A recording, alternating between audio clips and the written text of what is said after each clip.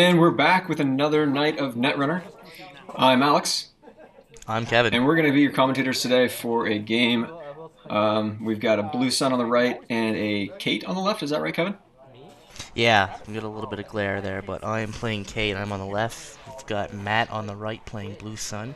And Both of us on beautiful Queen's Gambit mats here. from the summer of 2014. We're Northern Gaming Network. You can find us over at northerngamingnetwork.com. Follow us on Twitter at NorthGameNet. And right here on YouTube. Click subscribe if you like what you're watching. Click like, share with your friends, and comment down below. Let us know what you think of the videos, things we can improve on, etc., etc. So let's get into this game as they do their shuffles and draws up. I believe this tournament was filmed immediately after Blue Sun came out, and I'm pretty sure this is my first game ever against Blue Sun. Wasn't sure what to expect. I had not played Blue Sun at this point, so. And we can see the first two cards I draw as a runner are an Agenda and a piece of ice. I have shuffled the wrong deck. Well, that right there, you should probably start over. This is not a game of solitaire. You definitely not just two corps trying to score out your agendas. So let's get the right deck here. Now, are you playing a prepaid Kate here, I believe? Yes. Yeah. The prepaid Kate with the breaker suite. So what are you looking for on your mulligan here? Prepaid voice pad. And anything else Kate. you want to see? Like if say your second mulligan, you didn't see a prepaid, was there something else you'd hope for? No, it's pretty much if I see prepaid, I keep. If I don't see prepaid, I mulligan. And, you know, when I mulligan into a non-prepaid hand, I just draw until I find it. It is the linchpin of a prepaid deck, especially with Kate.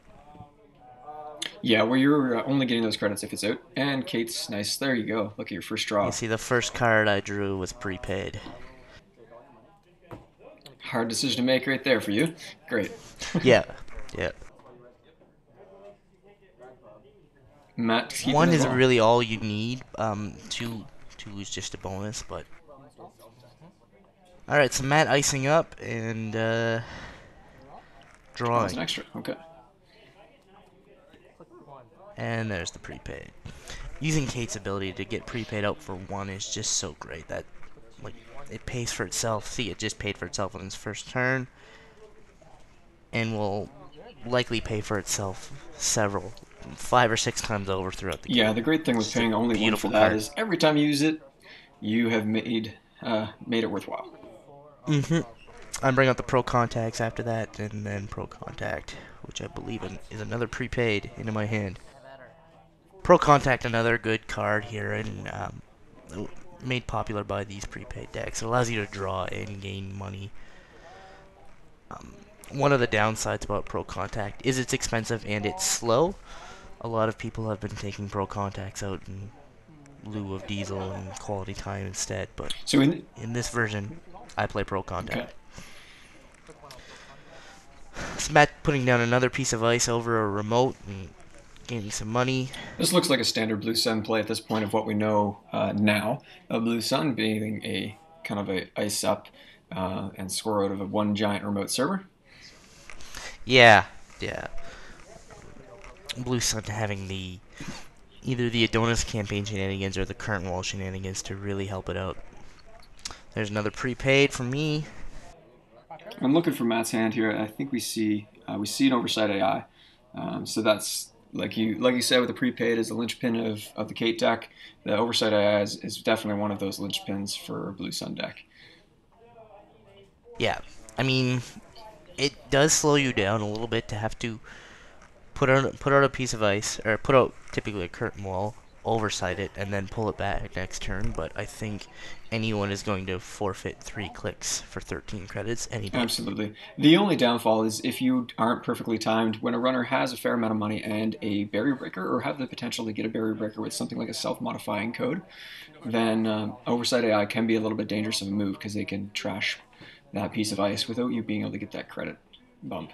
Yeah. But at the plus side, you're only losing that credit you spent on the Oversight and your piece of ice. Yeah, it's win-win. I mean, if you force the credit to break an oversighted curtain wall for 11, you've probably done well.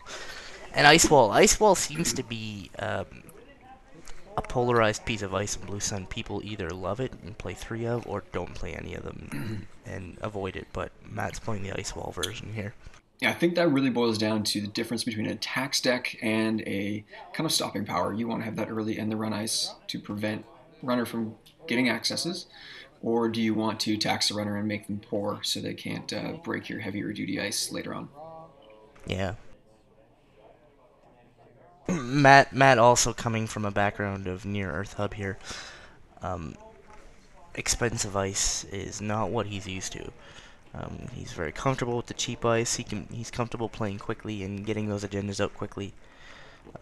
So why change up your field just because you're changing the deck?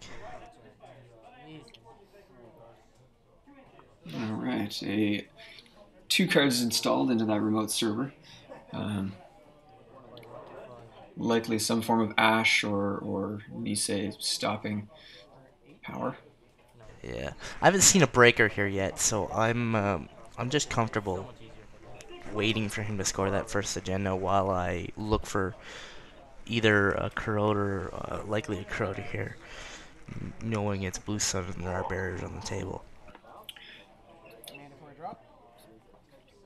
Matt just drawing and leaving that remote server be for now. That looked like a Crisium he installed on HQ. Yeah, very likely. So interesting, it's probably unlikely that he's got an agenda in that remote server and he's just setting it up for scoring later. You drawing a bunch of money into your hand. You've got, there you see a Gordian Blade. That's not going to help you against those ice walls. I will put it out though, just because I don't want to have to trash everything from my hand here. So with 18 cards on the table, I get rid of a Dirty Laundry, and that looked like a Scavenge. No, it's another Pro Contact. Oh, okay, so. Pro Contact, probably not a card you need right now. One on the table. Here I am hiding my cards under the table again. Yes, this is I didn't even knew I did that until I started doing the videos. Yeah, once you start watching. I've actually noticed myself do it occasionally, and I will try to bring my hand up, and I'll start putting my hand kind of tucked either behind my ID or somewhere visible for the other player that it is my hand. Kind of. I promise you, I'm not cheating. No cards up the sleeves. Sleeves are rolled up, so we're not, not dropping cards out of the sleeves like poker. So Matt pulled his Ice Wall. I'm not sure why, other than possibly swapping ice on that without having to spend the extra credit is a possibility there. Yeah, maybe trying to trick me into. Yep, that right there is what he did. So he's got Oversight Hadrian's Wall there on the front of our ND instead of a little ice wall. I'm of the opinion I always keep that ice there. There's no reason to trash or to pull back a 1 credit ice wall. The 1 credit's not gonna make Matt's game here, but Matt is over 10 credits here. He's got 12, I think, from the looks of it. Yes. So if you could find your corroder, you'd have no problem. Alright, so I'm still pro contacting. I just need a corroder. 2 clicks in, I've drawn my self-modifying code. I'm doing the math here. It's horribly expensive, but yeah, and I think you mentioned that right here. Yeah, so self-modifying code. I would expect to either prepaid Dirty Laundry or I'm not sure what I've got up my sleeve as I put my cards. Okay, so I prepaid. That's a legwork. Oh, no. I think you said aloud Dirty Laundry and put a legwork down here. No, so I prepaid Maker's Eye. Oh, Maker's Eye. I'm gonna pop the self-modifying code and draw out my corroder. It cost me 2 because I wasted but I used my Kate's ability on a free SMC. Had to be done in this case though. So 2 to pop the SMC, 2 to install corroder, 2 subs, and 7 to break your Hadrian's Wall. 7. Yep, 7 to break it, and that gets me in, and I see 3 cards. Power Shutdown, Grim, and that looks like a Geothermal Fracking. Yeah, I believe that's exactly what that was.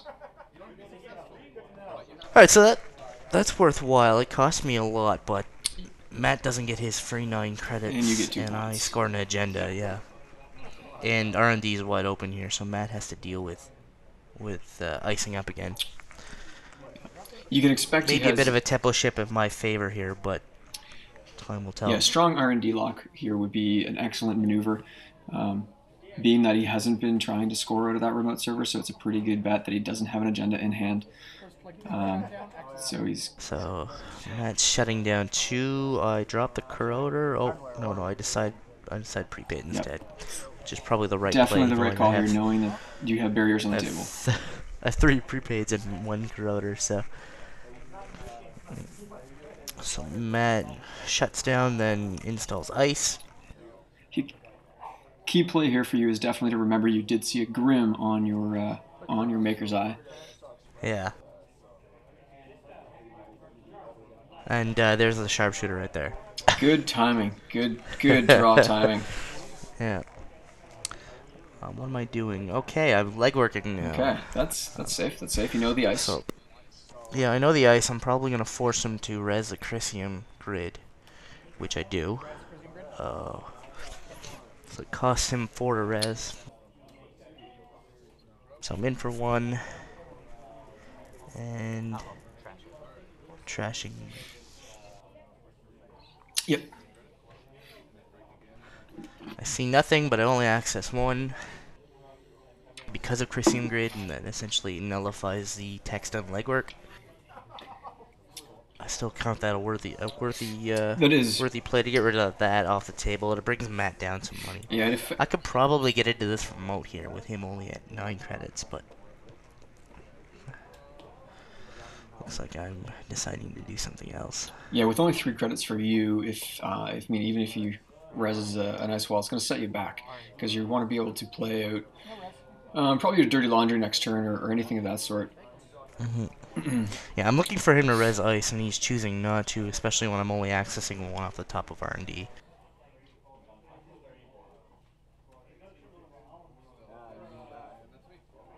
This is where I certainly need that imp. An imp on the table to destroy ice would be killer here, but yes.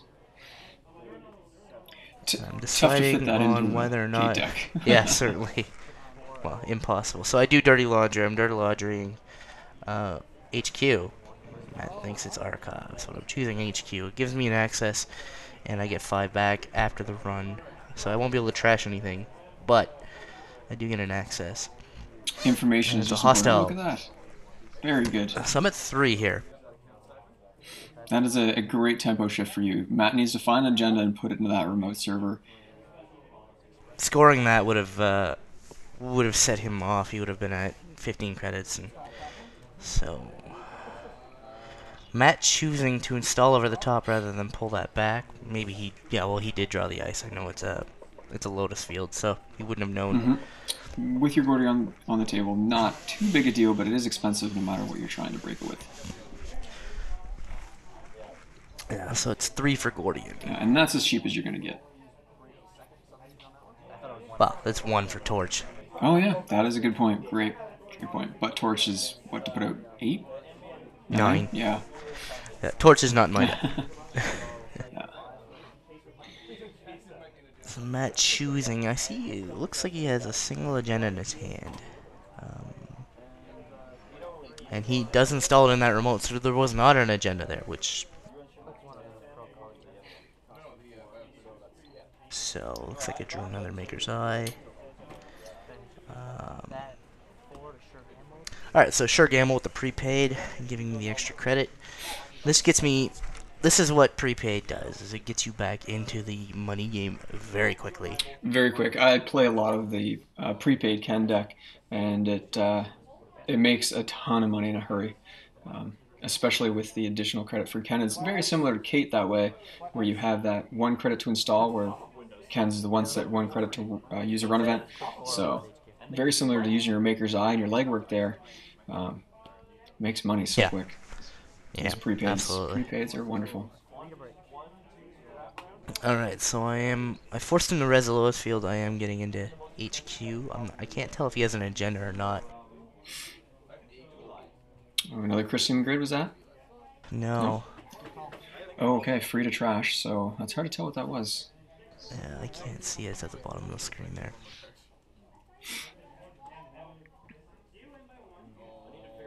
And so Matt deciding what to do. He's sitting at 4 credits right now.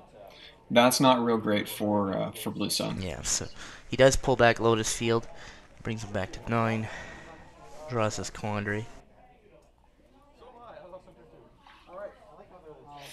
When Okay, so he does score the Atlas, which is why he needed 9. This tells me he probably doesn't have an agenda in hand. He knows I have a legwork, same old thing on the table. Either that or he's really bluffing me pretty good. I expect to draw up here, probably. I do have a lucky find. and at this stage, if he has an agenda in hand, probably not too bad of an idea to let him install it with only 6 credits on the table. Going to be a little harder for him to res 2 pieces of ice and those upgrades that are in that server, which are likely Ash, Nisei, something along those lines.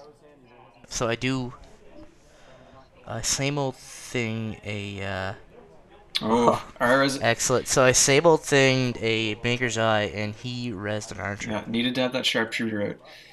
Yeah. Left it in my hand. Got too cocky. I'm just talking about that now. Oh, that's expensive. Just a great ice. Yep, no real good way to break that. Fem, I guess, would be the most efficient, I think. Losing a Project Atlas to make him res that is kind of worth it. But having not seen any clone chips for you, another self-modifying code, anything along that line to get those breakers back that you definitely need against this deck is going to slow your pace down. Yeah, I'm certainly going to need my SMCs out soon. I think I just drew one, my first one Yep, there. it looks like it. Clone chip, and you're going to trash a knight, sorry, actually. clone chip yet.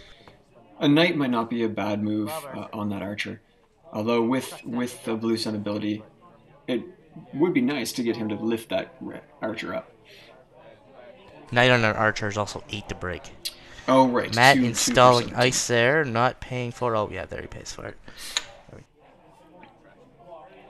I might have tried the threat of having it there in hopes that he might get anxious.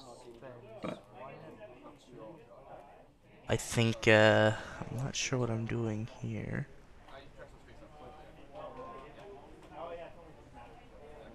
special order? Oh, yeah. No, test run. Test run, yep. Mm-hmm. Alright, you must have a... So test run the Fem, I would likely scavenge it. Sure. Click 2, I will run. Okay, claim and click 2, but I think this was click 3 or 4 for you. Oversight. Okay. That means we're probably going to see a curtain wall on Matt's next turn here. That's going to help his economy out quite a bit.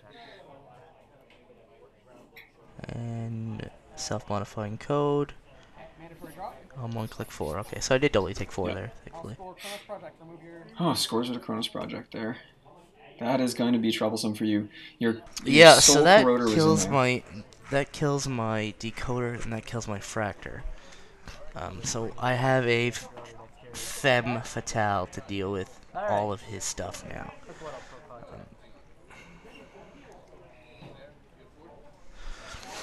I've got 4 credits.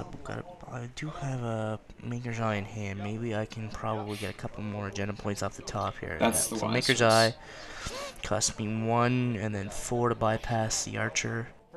I see nothing. I see an Atlas that gets me at 5, and then Crisium again. Got some lucky draws there off your 1 point shy now. 2 point shy. I'm at 5. 2 point shy. So it's 5 to 1. And then I draw. Now you get a scavenge in hand. Alright, there's a clone chip. Too little, too late. Yes. I will need it though.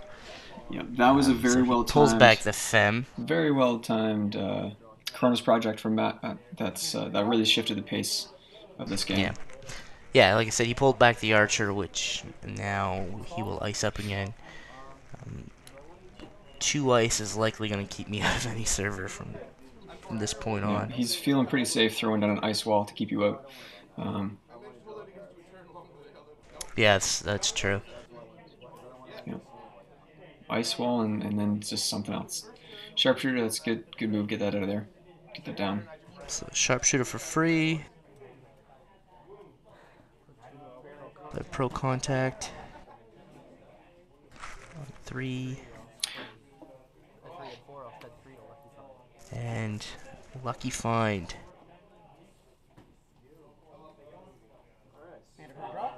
Alright. Matt with no res anything to pull back to his hand. But looks like he's thinking about putting on that Crisium grid. But at this point with my breakers removed, Matt has plenty of time. He can probably just ice up and draw money and wait me out. He is starting to run low on cards, but he probably still has 15 to 20. Yeah, at this point so he just needs a couple agendas and the time to score them. The money and time to res ice if you do decide to run. Yeah. It's tough to see the height of his R&D here. Alright, so I scavenged my Fem onto that ice. And then looks like I am running R&D. Will he res? He should, because he's just going to get the money back, yeah. So res 5, it cost me 1 to get in. Yeah, and this is a point where, yeah, that's kind of a make or break time. Like if you had another Maker's Eye there or something on that line with some multi-access, yeah, you definitely could have seen something a little stronger there.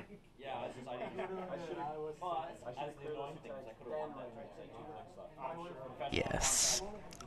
I believe I have one more scavenge left in the deck somewhere. If I know what's going on, though, I'm starting to get a little nervous. He's installing out, probably tempting me to run a Crisium that I won't trash. Pro contact. That looks like an SMC. That's not going to help you a whole lot. What breakers are left in that deck at this point? Is that the only 4 you have in that deck? I have a Deus Ex. Deus Ex. That's not going to help you against this. Not against this deck, no. So the Sharpshooter is there to prevent against Archer, which I don't think he's going to res another one. Although me at 5 points, he may have to keep me out at 1 point. So what I'm left with are Deus Exes, and I think I have a Parasite and self-modifying codes for programs. So I install the self-modifying code, trashing Fem. I run R&D, clone chip the Fem back in, Femming that ice. He's install Resist the Quandary, I get in for 1. See an Archer. And another Archer. That was a lot of work and very, I mean, hey, you get your access. A lot of pricey work. I'm just struggling for accesses. You're right. I need to find a same old thing so I can get a multi-access here. I may have just played my hand to Matt, and he's realizing now that I can get into a lot of places with a Femme Fatale.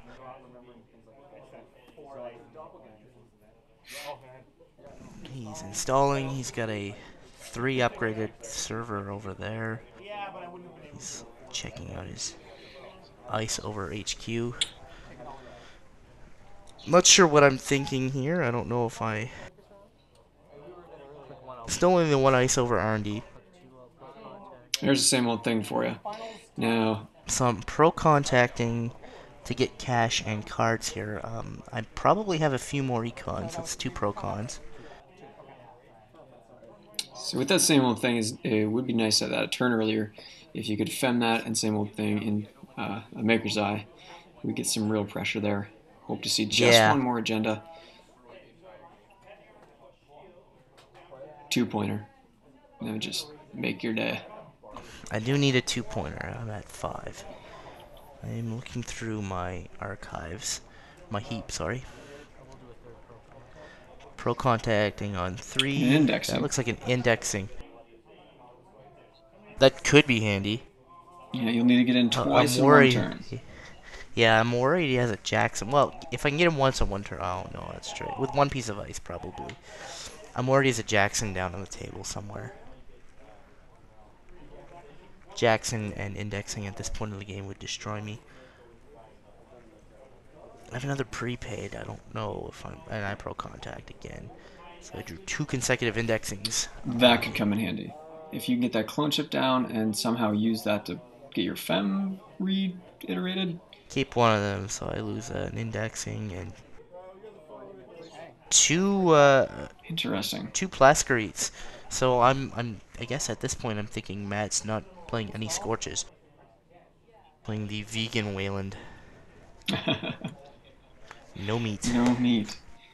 Alright, double advance. Looks like a big agenda here. Matt's got time to score these out. I can't get into those remotes. Not too iced. Alright. Quick one on R&D. So I'm running R&D, forcing him to res something. Oof. And it is a Lotus Field. That is not going to be good for Parasited or anything like that. Yeah, can't Parasite the Lotus Field. Put 2 already, HQ. Alright, I'm just forcing him to res stuff now. We're going to see if he's got any agendas in hand. If he doesn't, I probably would not res at this point. Feel free to look at my ice and oversights. Yeah. Resing the ice wall to keep me out. That doesn't help me much at all. I was hoping for something a little more expensive. We're not timing the game. Although, trying to get the corp to res ice on a blue sun is not as useful as it is in against other corps, because they can just pull it back for the cash. That is true. The important thing is to res them timely, in a timely fashion, because you also have to think that if they want to install ice again in that place, they need to use a click to do it. So that's going to minimize their turn if they have to pick that piece of ice up. It's true. Matt has plenty of time here, though. Yeah. I pro contact on 3. There's my Deus Ex. I don't know if I'll use it, and then the clone chip. The only thing here I think you could use that Deus Ex for is install it to get your fem in the trash, and then get that clone chip use one more time. Yeah, that's likely how I'll end up using it.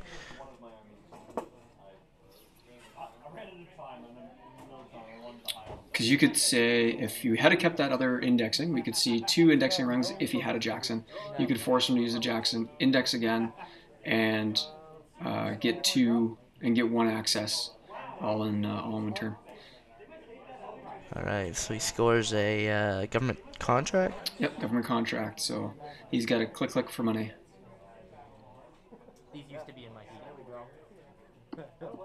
That's where all his programs are. So yeah, Nick They're noticing making fun of me. that you've lost all your programs. Got RFG'd with Chronos Project. You can afford to squeeze one in. Pick one. So I'm pro contacting. Yep. I believe Matt is goading me into conceding here. Is what it is. Chronos Project? Sure. Yes, this was I think one of the first events we played when after Chronos Project came out. Yeah, Chronos Project had come out in the data pack before. No one was really playing it. I think I had a 1 of in my PE deck for this event. Running out of cards. To date, I've only had it fire against me where it hurt once. Chronos Project probably coming back into favor now with Max coming out. Particularly, yes, with strong anarchs, which spend a lot of time in their heap. That's gonna be a very effective agenda if you can score it out. Which these days not too hard. All the money to do your zero So I'm looking finding back up to my cash money So here here. you go. I think I'm doing what you're suggesting, Alex. So I've installed the Deus Ex to get Alright, so you're prepped for your next turn here. Fem in the trash. If Matt were wise, he would install ISO R&D here. Like, the fact that I'm on 5 is the only reason I have a single chance, but I can't get it. Yeah. We're talking about how I have 5 points. So Matt takes a credit and then uses it to install over it, and then Takes 1 more, so takes 1 more credit. Matt only had 1 credit so here. pretty evident that that's likely an ice wall. Yeah. I actually did that wrong. That's okay. Saying he did that wrong. Not sure what he meant by did what he did wrong. So either he's put down an ice that was too expensive for that one, or I know he doesn't have an agenda in the server because he scored out of that server and hasn't installed since. yeah. So they've got to be an R&D, and he's got to be hunting for them. So I pro contact, I pull a lucky find there, I pro contact again. I don't know if I need that lucky find. And there's the same old thing. Lovely. The a big factor here too is you look at the agenda count. We've got 3 2-point agendas scored. One of course forfeited. 2 1-point agendas there and a 3-point. So he's likely running 3 of those government contracts. So to help minimize that density. So Yes.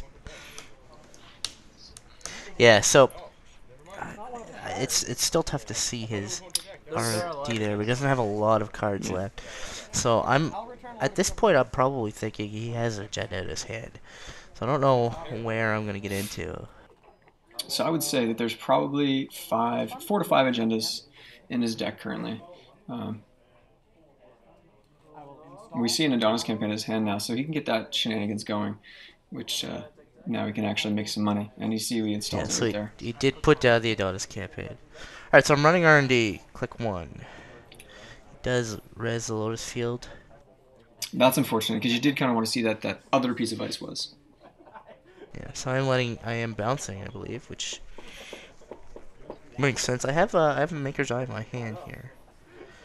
Oh, why would I not be using that now? I can... I believe I need another scavenge in order to make this work. Yeah. It's called Beanstalk royalties every turn. Yeah. There's a test run there. The test run would actually work. Because it allowed me to that would allow me to install the Fem for 3 in the first go. And then it would go to the back on the top of your deck. Is that correct? Yeah. If it's still in play at the end of my turn, it goes to the top of my deck. But ideally, you would scavenge that out at the same turn. Okay, good. I can get in. Okay, you can get in. Great. Alright. So I'm goading Matt. Matt goaded me to see if I wanted to forfeit there. I think what I'm trying to decide, I'm pretty convinced he has an agenda in his hand, which is probably the wrong way to think right now. But yeah, and Matt's now telling me that he has 4 in his hand. Matt is a goading me on to run. Yes, there. Matt is a great guy to just goad you on and really just try to mess with you a little bit while you make your decisions. So. Math is hard. Alright, so I'm doing the math. Where am I going to get into? I'm not sure. Maker's Eye, I think, is your best call here because the density is definitely better in that short stack of cards. I don't think I have the cash to pull it off in Maker's Eye. I know 17. Yeah, I do. Alright, so I'm triggering a paid ability on Deus Ex to trash it. I'm now test running a Fem onto that piece of ice over HQ, so I've...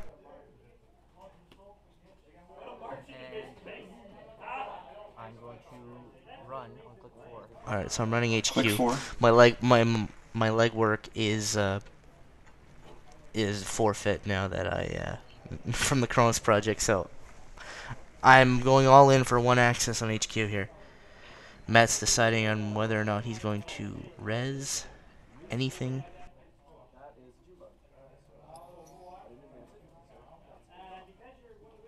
I'm not really sure what you're bluffing at here. That ice wall is still in the run. You got 1 strength on it. All right, so he's not doing that. I'm spending 2, trashing the self-modifying code for a Deus Ex. That's not the right choice. Yeah, I have to go from the heap. So I'm parasiting. Okay, so I'm parasiting the ice wall. When you install a program, you can trash another program. I pop the clone chip. That allows me to choose Fem onto the ice wall and breaking it for 1 in the most ridiculous way I've gotten. It's got to be the most convoluted Fem combo I've seen. And it's not enough. You see a quandary. Yeah. And Matt asking me now. Return the ice wall. The last possible Fem incident you could have had. Okay, yeah, I've now conceded, and on the top of R&D was the game. I'm not sure if I could have gotten in. Ice wall could have got in. That is unfortunate, but a very, very tight game of Netrunner, very intense. So having conceded, Matt will take that win because all it was time after that. So Femme fatale. MVP, even though I didn't win. Yep, there. So many accesses off 1 card. Go shape with Alex. I'm Kevin. For Northern Gaming Network and up north here in the snow, stay frosty.